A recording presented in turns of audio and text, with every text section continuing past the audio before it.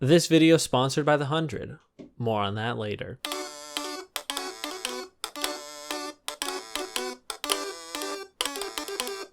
Start spreading the news. Hi, welcome back to my channel. In 1977, I was not alive. Odds are, if you're watching this video, you were not either. But, believe it or not, several hundred people walked the earth at this time. One of them was Milton Glaser, a graphic designer hired by the New York State Department of Commerce to create a design for a campaign promoting tourism to New York. In the back of a cab, he created this design, which eventually became this logo, which you have definitely seen if you have lived in New York, or visited New York, or seen New York in a movie. It was designed to be a logo for the whole state. He was hired by the New York State Department of Commerce.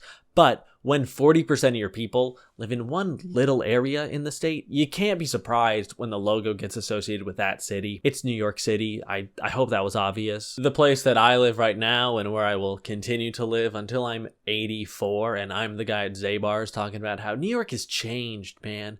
And it all started when those influencers moved into Dime Square, a place that I'm not even sure is real. This design is iconic. It's everywhere in the city.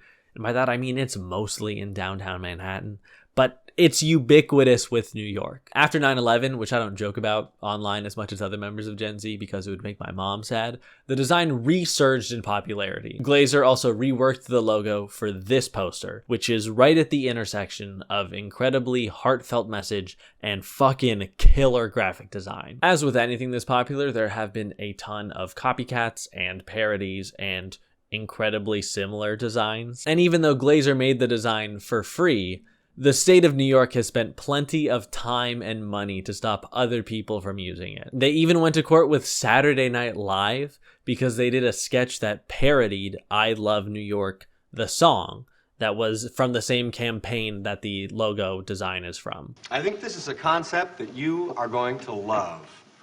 Kids?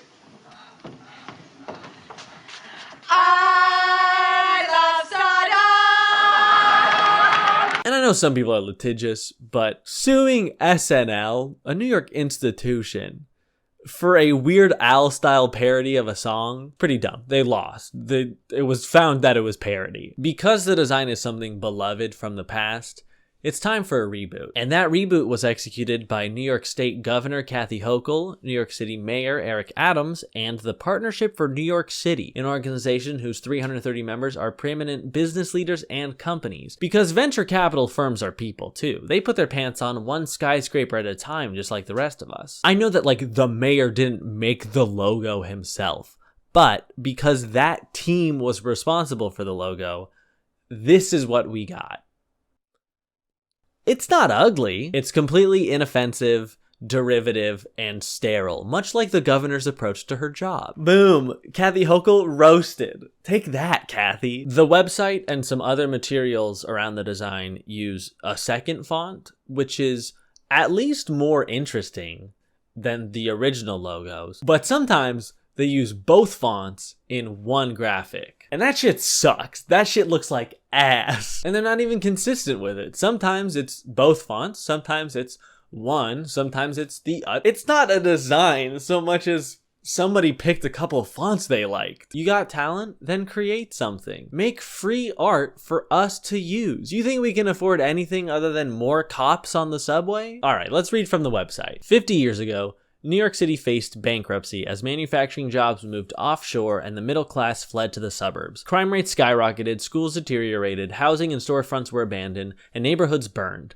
Civic leaders from business, labor, and the diverse communities of the 5 boroughs came together to tackle the problems the government could not handle on its own. We Love NYC is a 21st century version of the 70s campaign. It is funny that the governor and the mayor are involved in this campaign. That's like, hey, this is some shit that we do not know how to handle. So hopefully you guys can come up with some solutions, because right now we've got a design. Is that helpful? Once again, New Yorkers are coming together to mobilize civic action and community engagement as the catalyst for a renaissance for the city and its neighborhoods. Don't know why they put a couple of spaces between 4A and Renaissance. That is one of my favorite parts about the city, is that New Yorkers always look out for each other. but they were doing that without the logo. In many ways, the challenges facing the city today are more complex than in the past. The technology revolution has widened the skills gap, enabled remote work, and disrupted basic patterns of urban life. Public safety has reemerged as the top concern of New Yorkers, but with overlays of mental health, homelessness, and racial justice issues that make solutions difficult. The original I Love New York campaign was launched as Ed Koch was elected mayor of New York, a Democrat similar to Eric Bedrooms Don't Need Windows Adams. So why can't we do a real examination of the rules that state every bedroom must have a window? You don't need no window when you're sleeping. It should be dark. The fact that we have to say bedrooms should have windows in them. Fuck me. Jesus Christ. Ed Koch ran as a law and order candidate. He expanded the NYPD by a few thousand officers during his tenure, and he served as mayor during the Buddy Boys scandal, where corrupt cops would be sent to the same precinct, robbing drug dealers in broad daylight and setting up fake robberies, then selling the drugs and goods themselves. Eric Adams, similarly, is a tough on crime mayor. He's added plainclothes cops back on the street, and the police presence is a lot more felt in New York, and he personally gave me a ticket for fair hopping. All this to say that overlays of mental health, homelessness, and racial justice issues that make solutions difficult makes it seem like they're complaining that there's a greater expectation that they treat people with dignity. Whereas the city was a bargain in the 80s, today it is unaffordable for many current and would-be New Yorkers. Together, we can tackle these challenges and demonstrate once again that this is the greatest city in the world. Yeah, we can, but that is your job. You're 300 CEOs, the governor, and the mayor. You're people who should be able to expend social and fiscal and political capital in order to improve the lives of the people. Sorry, this is not an episode of Getting Political. That series hasn't been here. This is about a logo. We're going to talk about the logo. The first phase of the campaign will include a 5-borough cleanup drive, an Earth Day celebration of the city's parks, a competition where riders select the performers who are authorized to entertain in subway stations, and much more. That's where you want to start. Okay, what about making the city more affordable? Is this how they think they're going to solve public safety? What are we going to do, the voice for who's allowed to yell showtime? Nobody walks into a train station and is like, I wonder if the guy playing bucket drums has a permit. What if those buckets aren't regulation size? This is a video about the logo. So we're going to talk about the logo.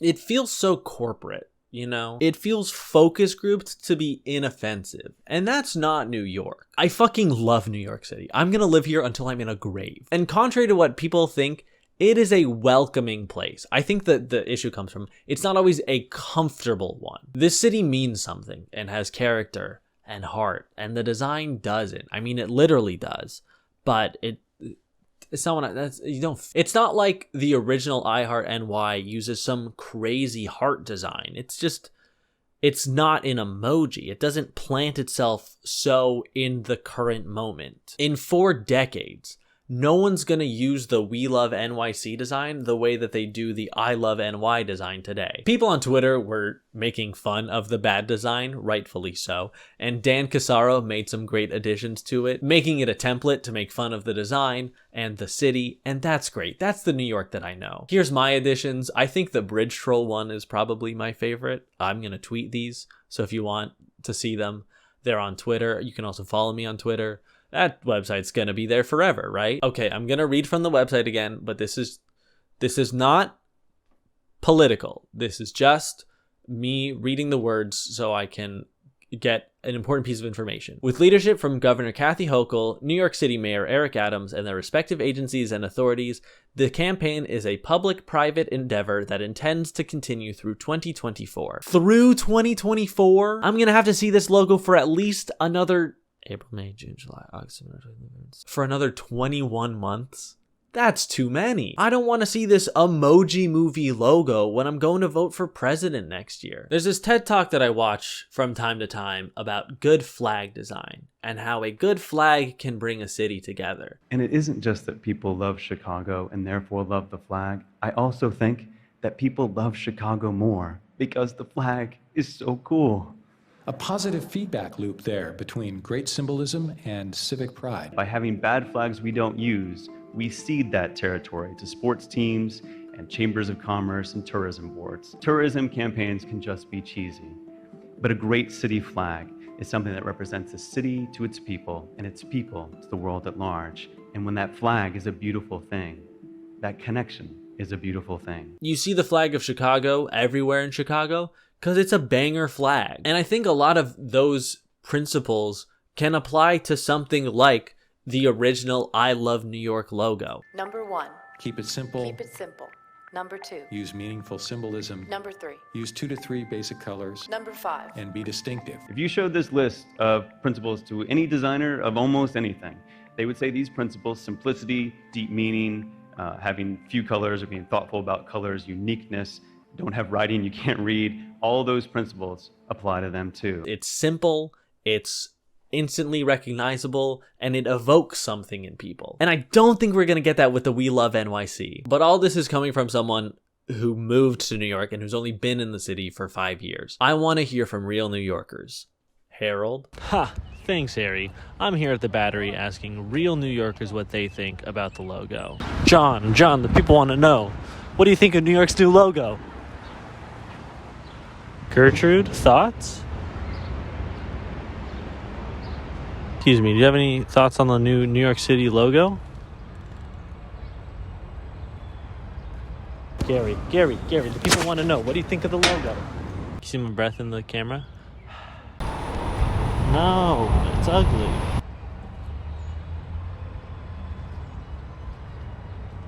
What do you think of the new logo? I only know where I am right now because this is where there's a fight in Spider-Man for the PS4. Do you guys have any thoughts on the new logo? No, okay, that's fine. What about you? Do you have any thoughts on the logo? Can we get a statement, please? Please, can we get... Lady Liberty, can we get your thoughts on the new logo? Well, there you have it, folks. That's what real New Yorkers think about the logo. And yes, I did get a haircut. Now, back to you. Wow, Harold. Thanks for that great reporting. Anyways, it's time for a word from our sponsor. This video is brought to you by The 100. I think if you watch this channel, you'd agree it's important to stay informed, but so much of news is bloated or opinion or just unnecessary. Plus, with algorithms manipulating our feeds, it's tough to know what's exaggerated and what's really important. And that's where The 100 comes in. The 100 is a digital hub delivering all the essential information to navigate the now. It's a one-stop info shop delivering up-to-the-minute updates in bite-sized pieces for news, sports, politics, pop culture, whatever. With contributors like Lydia Tarr, Trent Krim, Will McAvoy, Tim Bimpkins, Skimbleshanks the Railroad Cat, and Dick Pepperfield, The 100 has expertise you're not gonna find anywhere else. For a 7-minute free trial and 126% off your annual subscription, go to the100.news/HJM or click the link in my description. Thanks to The 100, a fictional company that doesn't exist, for sponsoring this video. Now back to it. God, I'm glad Succession is back on TV. Thanks so much for watching this video. I hope you enjoyed it. If you did, and you wouldn't mind leaving a like or subscribing, I'd appreciate that. Thanks for all the support on that last video. I just hit 1 million total views on my channel, and I'm approaching 30,000 subscribers, so that's very kind. So thank you all for that. Thanks for being here. Thanks for watching, and hopefully I'll see you in the next one. Bye-bye. Yeah, so if a real brand wants to pay me money, that's the level they're gonna get, okay?